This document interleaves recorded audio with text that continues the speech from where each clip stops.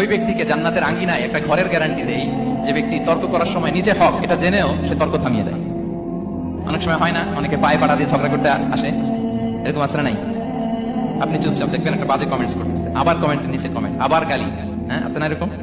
বিষ্ণু বলেন নিজে হক এটা জানার পরেও আর যাতে তর্ক না বাড়ে, যে তর্ক থামিয়ে দেয় জান্নাতের আঙ্গিনায় তাকে আমি একটা ঘরের গ্যারান্টি দেই। ওবিবাইতিন ফি ওয়াসাতিল জান্নাতি লিমান তারাকাল কাযিবা ওয়া ইন কানা মাযিআন।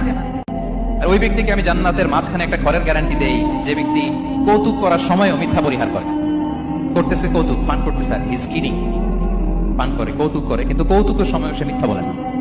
এই স্বভাব যাদের, তাদেরকে আমি জান্নাতের মাঝ বরাবর একটা ঘরের গ্যারান্টি দেই।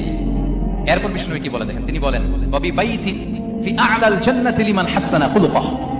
আর জান্নাতের একেবারে হাইস্ট পিক অফ প্যারাডাইস, জান্নাতের সর্বোচ্চ স্তরে আমি একটা ঘর বা একটা বাসভবনের গ্যারান্টি ওই ব্যক্তিকে দেই যে তার আচরণটা সুন্দর।